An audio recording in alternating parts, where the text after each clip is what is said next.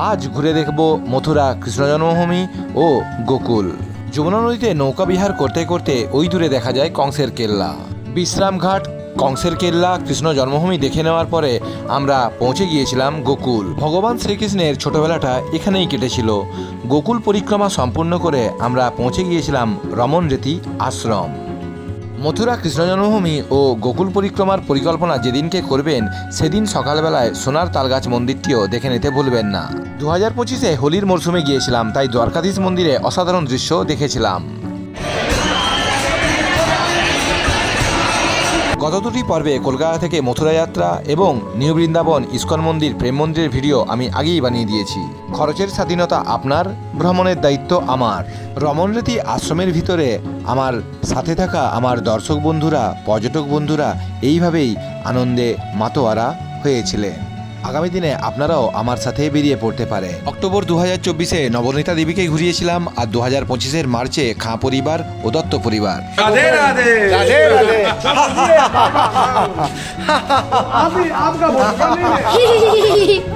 হ্যাঁ, গোকুলে গেলে আপনাদেরকে এইভাবেই হেসে হেসে ঘুরতে হবে। রাধে রাধে রাধে রাধে। মথুরা বৃন্দাবন ভ্রমণের পরিকল্পনায় আপনাদেরকে সময়টা ঠিকঠাকভাবে ব্যবহার করতে হবে। जी ऐसा है, यहाँ पे सारे मंदिर के टाइमिंग के हिसाब से चलते हैं।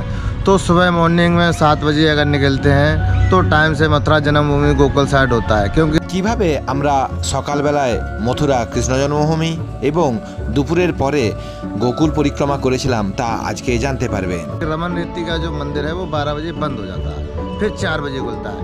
इसलिए यहाँ टाइमिंग का विशेष ध्यान देना पड़ता है। क्योंकि রাস্তাঘাট নাচে না গ্রামের ছেলে পিন্টু চিত্রকরের ইউটিউব চ্যানেলে সবাইকে সুস্বাগতম, ওয়েলকাম। চলুন রাস্তা চেনার গল্প এবং কৃষ্ণ জন্মভূমির গল্প শুরু করা যাক।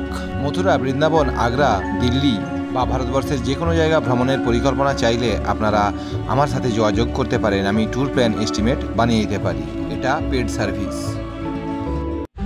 आज हम लोग माता आनंदमयी आश्रम से मथुरा कृष्ण जन्मभूमि, विश्राम घाट और उधर गोकुल दर्शन के लिए हम लोग जाने वाले हैं। फिर से आज सर देवेंद्र सिंह जी का सर्विस हम लोग ले रहे हैं। नमस्कार, राधे राधे। कैरियर भी है, आप लोग यहाँ पे लगेज भी रख सकते हो और इसका कंडीशन भी बहुत ही बढ़िया है। यहाँ पे चेन लगा हुआ है। कल हम लोगों को जब थोड़ा सा ठंड लग रहा था, ये पूरा इधर में घूम रहा था। आप थोड़ा सा दिखा दीजिए। कोई जब विंटर के सीजन में जब वो आएंगे उसको ठंड का कोई एहसास प्रॉब्लम नहीं होगा। एकदम देख लीजिए पूरा पैक हो चुका है और यहाँ पे आप लोग आराम से चढ़ सकते हो। यहाँ पे आराम से चलिए। देवेंद्र जी, आपका सर्विस तो कल अच्छा ही लगा। बाकी मैं जो एक्सपीरियंस हो रहा है लोगों को दिखाने वाला। Okay okay. অটোওয়ালা দাদার সাথে চুক্তিটা এইভাবে করবেন, মথুরা ও গোকুল যাওয়ার আগে যেন উনি এখানে দুটি মন্দির দেখিয়ে দেন। প্রথম মন্দিরটি হলো সোনার তালগাছ মন্দির। সোনার তালগাছ মন্দির যাওয়ার আগে আমরা এখানে আমাদের ব্রেকফাস্টটা সম্পূর্ণ করেছিলাম। ছোলে ভাটুরে 30 রুপিস। বৃন্দাবন এলাকায় অবস্থিত এই যে সোনার তালগাছ মন্দির দেখছেন, যার নাম হলো শ্রী রঙ্গনাথ স্বামী মন্দির। প্রবেশ করার পরেই আপনারা দক্ষিণ ভারতীয় স্টাইলে গোপুরম দেখতে পাবেন। এটা 7 তলা গোপুরম। দক্ষিণ ভারতের গোদা রঙ্গমান্নারের জন্য এই মন্দির নির্মিত হয়। 200 টাকা দিয়ে একজন পুরোহিতকে বুক করেছিলাম, কিন্তু এখানে দেখুন স্লো মোশনে দেখাচ্ছি কিভাবে ম্যাডামের চশমা ওই বাঁদরটি নিয়ে গেল। 10 টাকার মাজার লোভ দেখিয়ে আমরা চশমা অবশ্য ফেরত পাই। স্থানীয় পুরোহিত বোঝাচ্ছিলেন যে যদি কোনো বাঁদর চশমা কেড়ে নিয়ে যায় তবে ব্যাপারটা শুভ। এই কথা শুনে আমার ক্লায়েন্ট এবং দর্শক বন্ধু, পর্যটক বন্ধুরা ভীষণ খুশি হলেন।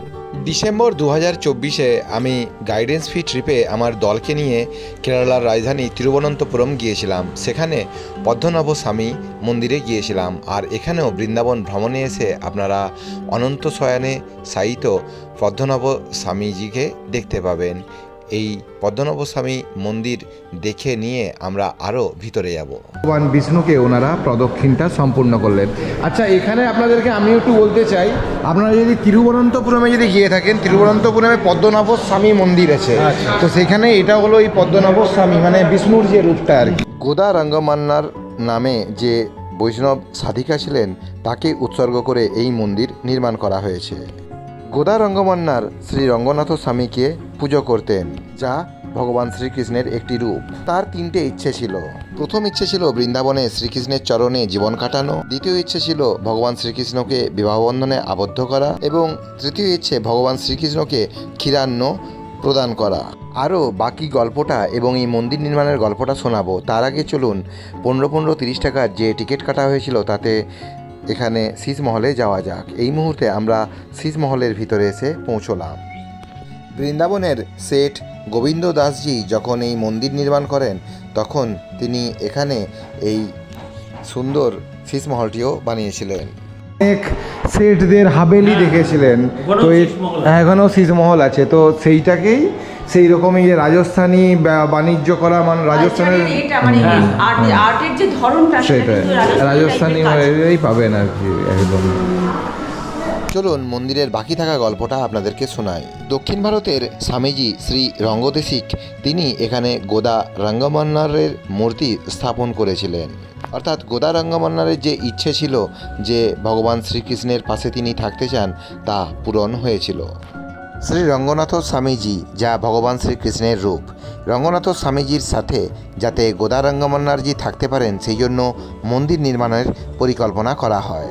1845 খ্রিস্টাব্দ থেকে 1851 খ্রিস্টাব্দের মধ্যে প্রায় 45 লক্ষ টাকা ব্যয়ে এই মন্দির নির্মিত হয়েছিল। বৃন্দাবনের দুই ভাই শ্রী শেঠ রাধাকৃষ্ণজি এবং গোবিন্দ দাসজি এই টাকা দান করেছিলেন। जनवरी का दिन शादी होता है विष्णु भगवान माता लक्ष्मी का, ये विष्णु भगवान का विवाह मंडप। उसी दिन तो 14 जनवरी के दिन कोई गंगा सागर में स्नान कर लेता है। বিবাহ মণ্ডপ দেখে নিয়ে আপনারা একদম পিছন দিকে গেলে পিছন দিকের যে গোপুরমটা সেটাও দেখে নিতে ভুলবেন না। তাহলে আমাদের আজকে 8ই মার্চ 2025-এ নারী দিবসের, আন্তর্জাতিক নারী দিবসের এই সকালবেলাতে এখানে আমরা সবথেকে বড় যে মন্দিরটা অর্থাৎ এই সোনার তালগাছ মন্দিরটা আমাদের দেখা হয়ে গেছে। দর্শন করে সবার ভালো লেগেছে, তাহলে আনন্দে হাসুন আর বলুন হাতি ঘোড়া পাল কি জয় কানাইয়া লাল কি, হাতি ঘোড়া পাল কি জয় কানাইয়া লাল কি।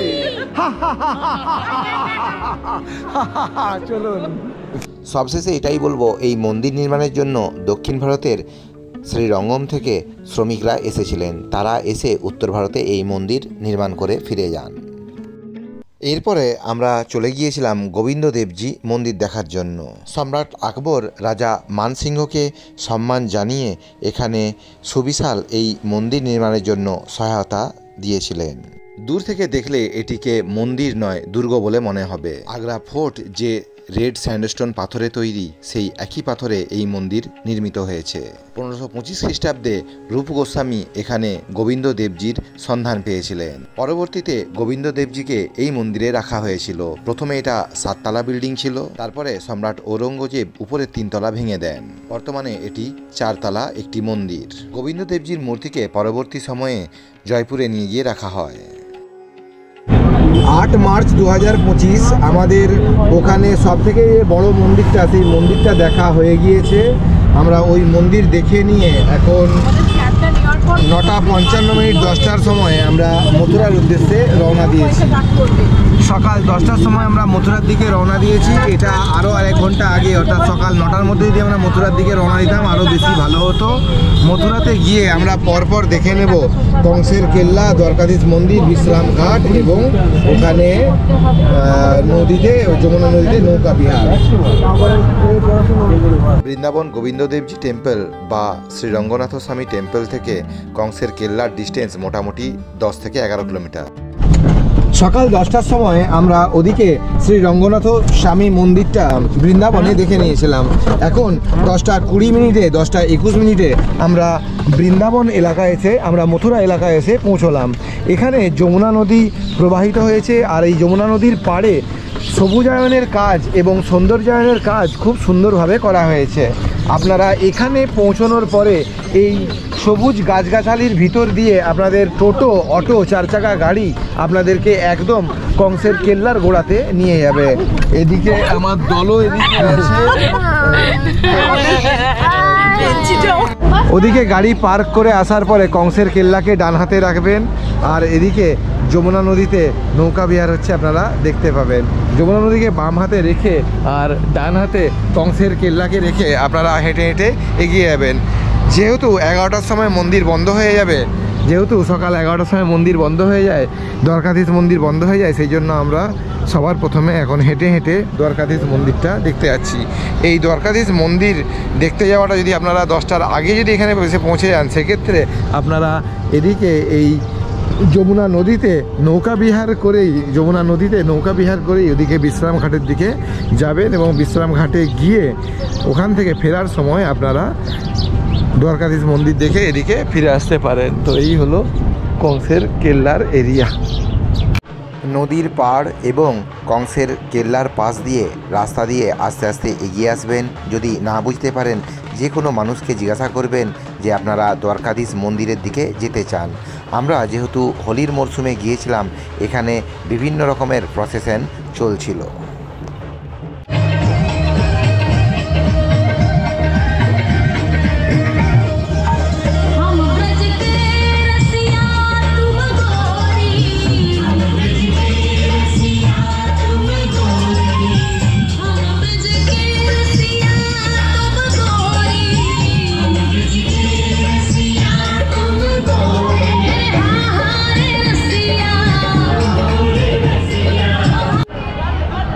দ্বারকাধীশ মন্দির যাওয়ার পথে একটা হোলির এই যে মিছিল চলছে, দেখুন ভিড়টা কীরকম।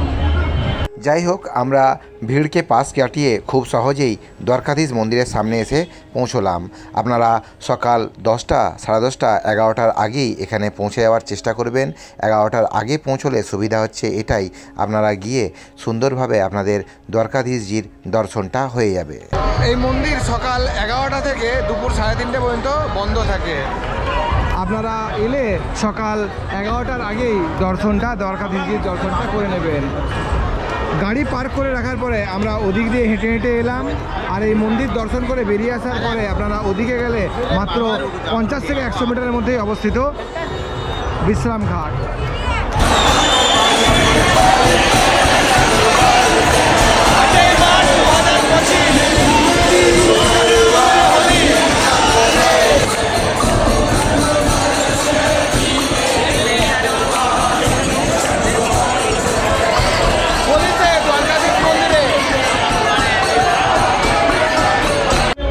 দ্বারকাধীশ মন্দির দেখে বেরিয়ে এখানে আমরা একটু টিফিন করে নিচ্ছি। এখানে জিলাপি তৈরি হচ্ছে, কচুরি খাওয়া হচ্ছে।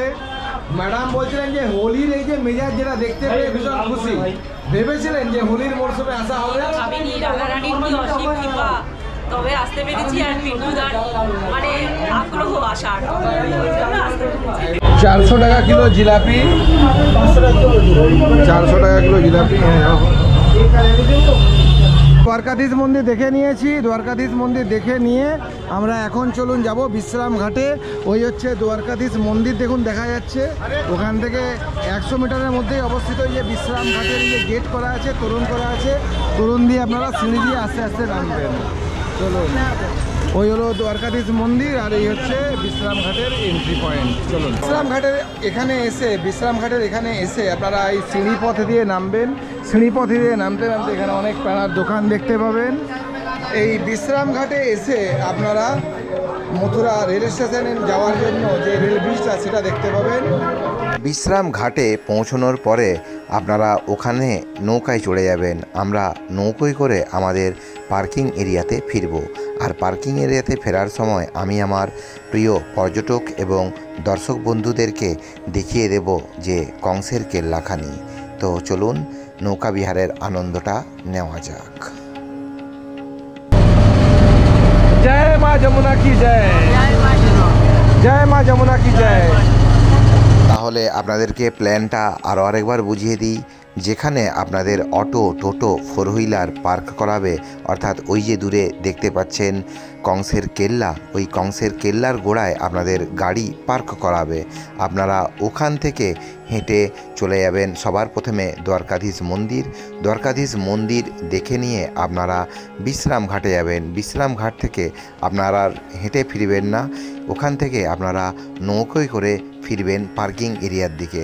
জনপ্রতি আমাদের নৌকোয় ভাড়া বলছিল 100 রুপিস, কিন্তু আমরা দরদাম করার পরে মাত্র 50 টাকা নৌকো ভাড়াতে বিশ্রাম ঘাট থেকে ফিরে এসেছিলাম কংসের কেল্লার গোড়ায় অবস্থিত আমাদের পার্কিং এরিয়াতে। তো এইভাবে আমাদের কৃষ্ণ জন্মভূমি মথুরা এলাকাতে দ্বারকাধীশ মন্দির, বিশ্রাম ঘাট এবং কংসের কেল্লা এলাকা দেখা সম্পূর্ণ হয়েছিল। নৌকাবিহার চলাকালীন যমুনা নদীর থেকেই আমরা কংসের কেল্লা দেখেছিলাম। তারপরে আমাদের পার্কিং এরিয়া থেকে আমাদের অটোয় চড়ে এখন আমাদের গন্তব্য বিখ্যাত কৃষ্ণ জন্মভূমি অর্থাৎ কংসের কারাগার। গুগল ম্যাপে দিক পুলিশ স্টেশন দিলেই আপনারা পেয়ে যাবেন। আমি গুগল ম্যাপ লোকেশনও দিয়ে দিলাম। দিক পুলিশ স্টেশন চৌকি পার করার পরেই সামনে ওই যে গেটটি দেখতে পাচ্ছেন, ওই গেটটি হলো কৃষ্ণ জন্মভূমি যাওয়ার মুখ্য প্রবেশদ্বার। চলুন আস্তে আস্তে যাওয়া যাক। আপনারা এই জায়গাতে পৌঁছানোর পরে অটো থেকে নামবেন। অটোওয়ালা দাদা আপনাদের জন্য অপেক্ষা করবেন রাস্তার বাম হাতে অপেক্ষা করবেন। আপনারা ডান দিকে এদিকে গিয়ে কৃষ্ণ জন্মভূমিটা দর্শন করে আবারও এখানে ফিরে আসবেন। আর এই রাস্তাটাই এদিকে মথুরা জংশন রেল স্টেশনের দিকে চলে যাচ্ছে। আশা করছি আমি আপনাদেরকে বোঝাতে পারছি। এই রাস্তা ওদিকে মথুরা বাস স্ট্যান্ড হয়ে মথুরা জংশন রেল স্টেশনে যাচ্ছে। আপনারা রাস্তাটা অতিক্রম করে সরাসরি ওদিকে গেলেই পাবেন কৃষ্ণ জন্মভূমি। রাস্তায় আমরা ওখানে নামার পরে তরুণ পার করে কৃষ্ণ জন্মভূমির সামনে চলে এসেছি। এটা হলো গেট 1। এখানে আমরা আমাদের লাগেজটা মানে আমাদের ব্যাগটা এবং মোবাইলটা জমা রাখবো। মোবাইল জমা রেখে দর্শন করব। দুপুর 1টা পর্যন্ত দর্শন হয়। চলুন যাব। তো এই হচ্ছে সামনের জায়গাটা। জয় শ্রীকৃষ্ণ, রাধে জয় শ্রীকৃষ্ণ, রাধে রাধে রাধে রাধে রাধে রাধে, জয় শ্রীকৃষ্ণ। চলো এখানে পৌঁছবেন এই গেট 1-এর পাশে। এই চলুন ব্যাগটা জমা রাখবো। গেট 1-এর পাশে ওখানে জিনিসগুলো রাখতে হবে। তো এখানে চলুন আপনারা, ওখানে আমরা লাগেজটা ওখানে জমা রাখবো। চলুন। মন্দিরে যাওয়ার আগে আপনাদেরকে ব্যাগ, মোবাইল, এছাড়া এই যে ক্যামেরায় যে ছবি তুলছি ক্যামেরা জমা রাখতে হবে। এখানে আপনারা জমা রাখবেন মোবাইল, ব্যাগ এবং আপনাদের এই ক্যামেরা। এছাড়া চপ্পলও আপনাদেরকে জমা রাখতে হবে। তবে চপ্পলটা আমি ব্যাগ গাড়িতেই রেখে এসেছি। চপ্পলের ঝামেলাটাকে এড়ানোর জন্য আপনারা অবশ্যই চপ্পলকে গাড়িতে রেখে আসবেন। আর এখানে মহিলাদের লাইনটা কম, তাই সাথে মহিলা থাকলে ওদেরকে দিয়ে ব্যাগটা জমা করাবেন। কৃষ্ণ জন্মভূমি আমাদের দেখা হয়ে গিয়েছে। এখন আমরা মথুরার বিখ্যাত লস্যির স্বাদ নিচ্ছি। কিরে কেমন লাগছে? ভালো? আচ্ছা। ওখানে 50 টাকা গ্লাস লস্যি। এখানে ভাই আমার পুরো দায়িত্ব নিয়ে নিয়েছে, ম্যাডামকে গিয়ে দে। তো স্যার তাহলে কৃষ্ণ জন্মভূমি দেখা ভালোভাবে হলো? ওকে ম্যাডাম, তাহলে কারাগারটা দেখলেন? আচ্ছা, কারাগার দেখা হলো? ওকে চলুন এরপরে এটা স্বাদ নেওয়া যাক।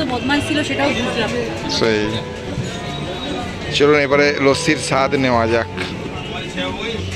মিস্টার অমিত খাঁয়ের সাথে আমার সেপ্টেম্বর মাসে পরিচয় হয়েছিল। তখন উনি বলেছিলেন যে নভেম্বর মাসে আমি আমার পরিবারকে নিয়ে বেড়াতে যেতে চাই। তখন তো সেটা আর ওরা নিজেরা প্ল্যান করে সময় করে ওরা আসতে পারেনি। তারপরে পরবর্তী সময়ে মার্চ মাসে প্রোগ্রামটা হলো। সাথে দত্তবাবুও আছেন। দত্তবাবুর পরিবার এবং খাবাবুর পরিবারকে নিয়ে আমি ভ্রমণটা করছি। ডিসেম্বর মাসে সাউথ ইন্ডিয়া গিয়েছিলাম, ফেব্রুয়ারি মাসে মধ্যপ্রদেশ ভ্রমণে গিয়েছিলাম, আর মার্চ মাসে এখানে কৃষ্ণ জন্মভূমি ও মথুরাতে চলে আসা হলো। তো আমাদের কৃষ্ণ জন্মভূমি দেখার পরে লস্যির স্বাদ নিচ্ছি। একদম চলো লস্যিটা টেস্ট করো। অসাধারণ, মথুরা সম্পূর্ণ। এরপরে আমরা গোকুল যাব। বিকেলের মধ্যে গোকুলটা ঘুরে আবার ফিরে আসবো বৃন্দাবনে প্রেম মন্দির দেখার জন্য। ঋদ্ধিমা ট্যুরস অ্যান্ড ট্রাভেলসের সাথে ভ্রমণ করতে চাইলে আপনারা আমার সাথে বেরিয়ে পড়তেই পারেন। আমি কন্ট্যাক্ট নম্বর 9933925956 এখানে দিয়ে দিলাম। লস্যির রিভিউটা একটুখানি দিয়ে দিন। খুব ভালো, খুব সুন্দর লস্যি, খুব ভালো, একদম ফুলের পাপড়ি, একদম ফুলের পাপড়ি যুক্ত, মিষ্টি মিষ্টি, একদম তৃপ্ত। মথুরা থেকে এখন আমাদের গন্তব্য গোকুল। ভগবান শ্রীকৃষ্ণের ছোটবেলাটা যেখানে কেটেছিল। আমরা গোকুল পরিক্রমা ও রমণরীতি আশ্রম ঘুরে দেখব। মনে হয় যে একবার অন্তত আমি বৃন্দাবন ধামে যাব, এটা আমাকে যেতেই হবে। নাহলে আমার মানে যদি ওখানে কি আমার মরেও যায়, আমার তাতে কোনো দুঃখ দুপুর 1:30টার মধ্যে আমাদের মথুরা কৃষ্ণ জন্মভূমি দেখে নিয়ে এখন আমরা 1:40 মিনিটে মথুরা জংশন রেল স্টেশন এলাকা পার করে রওনা দিচ্ছি গোকুলের উদ্দেশ্যে। আজকে বিকেল সন্ধ্যার মধ্যে গোকুল এবং রাওয়ালে রাধাজির মন্দির, রাধাজির जन्मस्थान আমরা দেখে নেওয়ার চেষ্টা করব। देवेंद्र जी हम लोगों को बहुत ही अच्छा सर्विस भी दे रहे हैं और वो हम लोगों को जहाँ जहाँ वो उतार रहे हैं और जहाँ जहाँ से वो हम लोगों को उठा रहे हैं तो एकदम हम लोगों को कोई असुविधा नहीं हो रहा है। আপনারা যখন গোকুলের উদ্দেশ্যে রওনা দেবেন তখন আরও আরেকবার আপনাদের যমুনা নদীটা অতিক্রম করা হবে। মোটামুটি 1:30 থেকে 1:45 বাজলো। বেশ খিদে পাচ্ছিল। আপনারা গোকুল পরিক্রমার আগে অবশ্যই মধ্যাহ্ন ভোজনটা সেরে নেবেন। নবনীতা দেবীদেরকে সাথে নিয়ে আমি যখন অক্টোবর 2024-এ যে রেস্টুরেন্টে খাওয়া দাওয়া করেছিলাম, আমি আমার অটোওয়ালা দাদাকে সেই রেস্টুরেন্টেই নিয়ে যেতে বলেছিলাম। রেস্টুরেন্টটির নাম হলো হরে কৃষ্ণ ফ্যামিলি রেস্টুরেন্ট। এই রেস্টুরেন্টের গুগল ম্যাপ লোকেশন এবং যে কন্ট্যাক্ট ডিটেলস আছে আমি তা এই ভিডিও ডেসক্রিপশন বক্সে দিয়ে দিলাম। একদম পারফেক্ট। এখন দেখুন ব্যাপারটা হচ্ছে যে মথুরা বৃন্দাবনে এখানে নিরামিষ খাওয়া দাওয়া করতে হবে, তো তাতে আমাদের সেই বাংলার খাবার তো পাবেন না। খাওয়ার মধ্যে অন্যতম খুব সুন্দর একদম খাবার ঠিকঠাক করে হয়ে গেছে। হ্যাঁ, খাবার ঠিকঠাক করে হয়ে গেছে।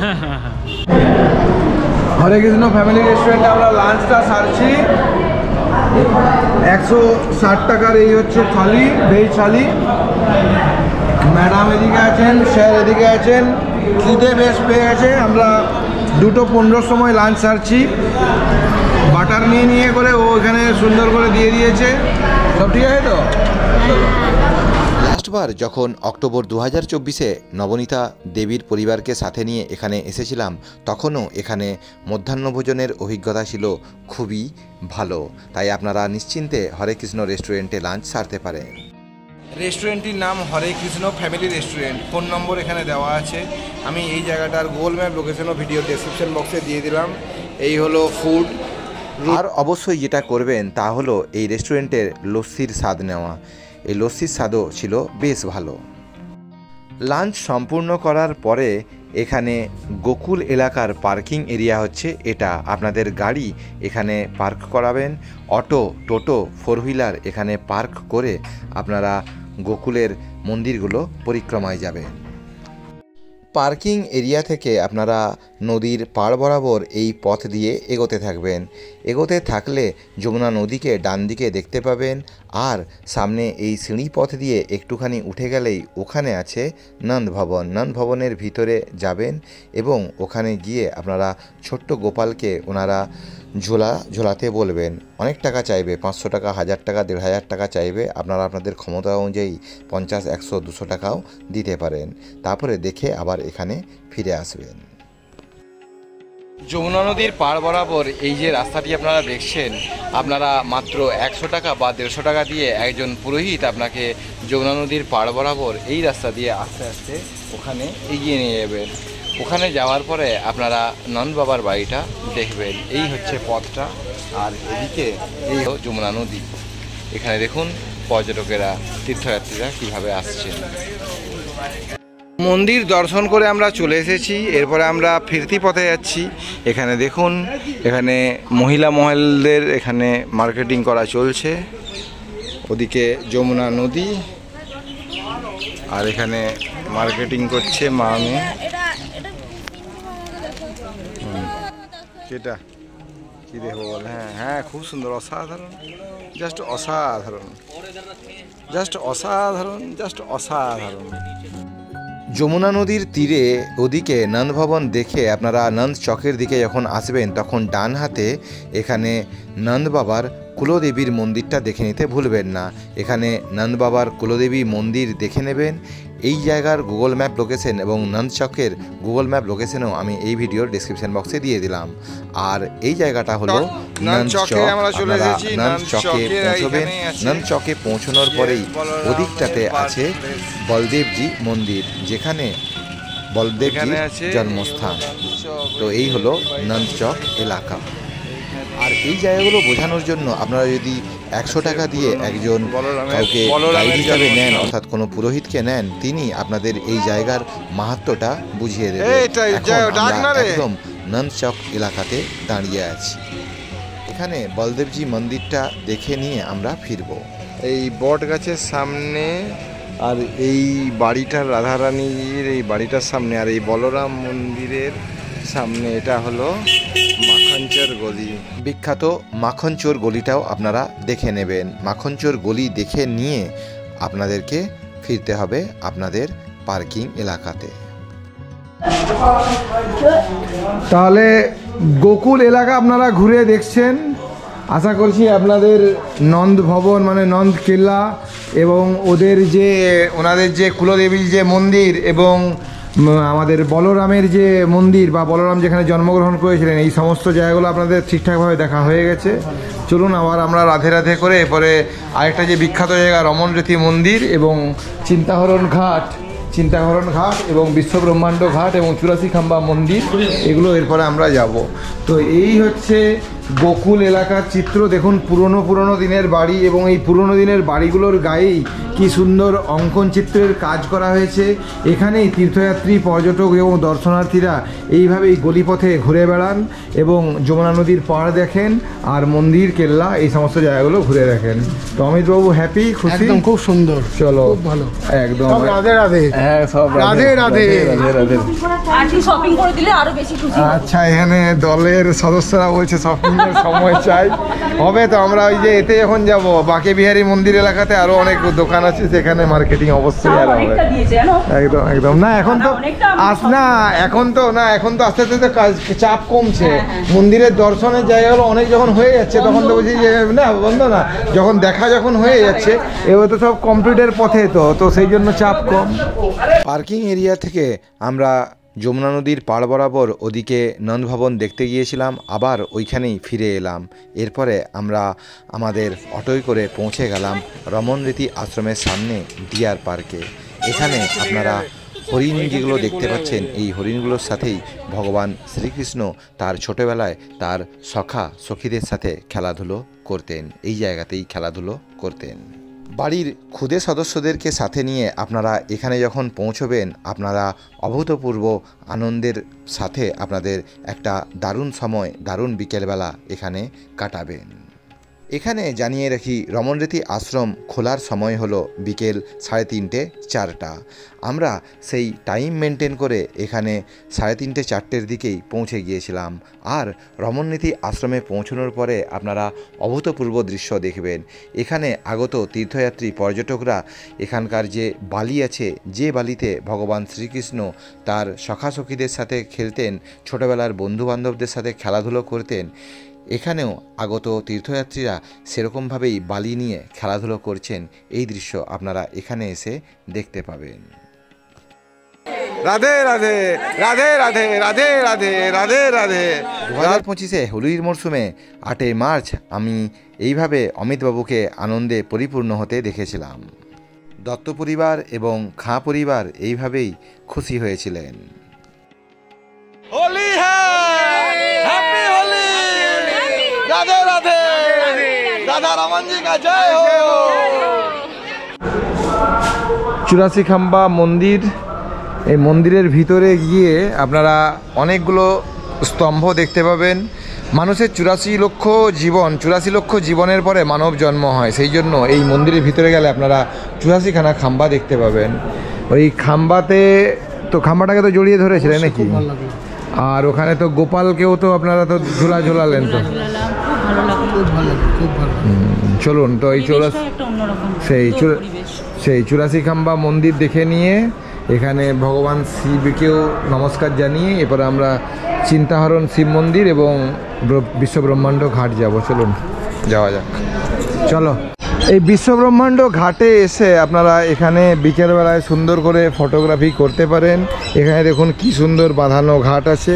এই বিশ্বব্রহ্মাণ্ড ঘাটের একটা স্টোরি আছে, স্টোরিটা হলো এটাই, মা যশোদা ছোট্ট গোপালের মুখে যখন দেখলেন যে উনি মাটি পুরে নিয়েছেন, যখন মুখটা হাঁ করতে বললেন তখন দেখলেন যে সেখানে মাটি নেই, সেখানে গোটা বিশ্ব ব্রহ্মাণ্ডকে দেখা যাচ্ছে। তো সেই জায়গাটাই হলো এই জায়গাটি, এই জন্য এটাকে বলা হয় বিশ্ব ব্রহ্মাণ্ড ঘাট। ছোট্ট গোপাল যখন খেলাধুলো করছিলেন উনি হাঁ করতেই মা যশোদা ওনার মুখে দেখেছিলেন যে পুরো বিশ্ব ব্রহ্মাণ্ডটি দেখা যাচ্ছে, সেই জন্য এই জায়গার নাম হয় বিশ্ব ব্রহ্মাণ্ড ঘাট। এই বিশ্ব ব্রহ্মাণ্ড ঘাটের পরে আমরা যাব চিন্তাহরণ শিব মন্দির। চলুন ওখানে গিয়ে বাকি গল্পটা বলছি। আপনারা ওখানে অটো থেকে নামবেন, এখানে আসবেন, এখানে ফটোটা তুলবেন, তারপর ওখানে মন্দিরে দর্শন যাবেন। আর যদি আপনারা টয়লেটে যেতে চান, এখানে লেডিস টয়লেট, জেন্টস টয়লেট আছে, দেখে আবার ওখানে অটো স্ট্যান্ডে পৌঁছবেন। এই হচ্ছে চিন্তাহরণ ঘাটে এই মুহূর্তে পৌঁছে গিয়েছি। মা যশোদা যখন ছোট্ট গোপালের মুখে দেখলেন যে সম্পূর্ণ বিশ্ব ব্রহ্মাণ্ডটা দেখা যাচ্ছে, তখন তিনি ভীষণ চিন্তিত বোধ করলেন এবং তখন তিনি এই চিন্তাহরণ ঘাটের এখানে ভগবান শিবের প্রার্থনা করলেন এবং বললেন যে আমার ছেলের গোপালের মুখে আমি একই দেখলাম, মাটির ডালার জায়গায় আমি এত বড় বিশ্ব ব্রহ্মাণ্ড দেখলাম।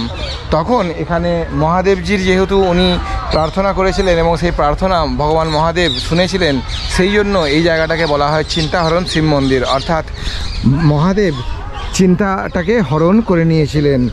মা যশোদা যেটা চিন্তা করেছিলেন যে কি হবে, সেই চিন্তাটাকে যেহেতু উনি দূর করেছিলেন, সেই জন্য এই জায়গার নাম হলো চিন্তাহরণ ঘাট। আর এই হলো চিন্তাহরণ শিব মন্দির। আপনারা আসবেন যখন, এখানে সুন্দর এই পরিবেশে মন্দির দেখে, সূর্যাস্তের পরিবেশ দেখে এখান থেকে ফিরে যাবেন। এটা হলো আমাদের সেকেন্ড লাস্ট পয়েন্ট। এরপরে এখান থেকে আমরা যাব রাওয়ালে, রাধার জন্মস্থান বাড়িতে। রাওয়াল গ্রাম যাওয়ার পথে দেখুন কি সুন্দর, ওই দেখুন ময়ূরটি ঘুরে বেড়াচ্ছে, ওই সামনে তোমার একটা ময়ূর, এই দেখো, দেখুন রাধার বাড়ি যাওয়ার পথে এই ময়ূরটা কি সুন্দর, ন্যাশনাল বার্ড আমাদেরকে কিভাবে সুস্বাগতম জানালেন। দারুণ দারুণ। আমাদের এই গোধূলি বেলাটা আরো অনেক বেশি সুন্দর হয়ে উঠলো রাওয়াল গ্রাম যাওয়ার পথে। এখন আমরা যাব রাধার জন্মস্থানের গ্রামে। স্যার কেমন লাগলো? দারুণ লাগলো। আমি তো আসার সময় একদম এই গ্রামে ময়ূরটা দেখে আর বেশি সুন্দর লাগছে, একদম দৌড়চ্ছে। বিকেল বেলায় আমরা এসে পৌঁছলাম রাওয়ালে রাধারানী মন্দিরের সামনে। এক পক্ষ বলেন বরসানাতেই রাধার আসল জন্মস্থান, আবার আরেক পক্ষ বলেন এই রাওয়াল গ্রামই হলো প্রকৃত রাধা জন্মস্থান। তো তর্কে বিতর্কে আমি যাচ্ছি না। আমার মনে হয় আপনারা মথুরা ও গোকুল পরিক্রমার দিনে এই রাওয়াল গ্রামটাও অবশ্যই ঘুরে দেখবেন। মন্দির দর্শনের পরে আপনারা এখানেও অবশ্যই আসবেন। এই বাগানের ভিতরেও একখানি মন্দির আছে। এই মন্দির দর্শন করে তারপরে আমরা ফিরে যাব বৃন্দাবনে, আমাদের রাত্রে যেখানে আস্তানা আছে আশ্রমে। আপনারা মথুরা বা বৃন্দাবনের হোটেল, আশ্রম, गेस्ट हाउसे एरपरे फिरे जाबेन। मथुरा कृष्ण जन्मभूमि और गोकुल दर्शन के लिए कोई अगर आपके साथ कांटेक्ट करना चाहे तो आप आपका कांटेक्ट नंबर थोड़ा सा बोल दीजिए। 9473508869 नंबर और एक बार रिपीट कीजिए। 9473508869।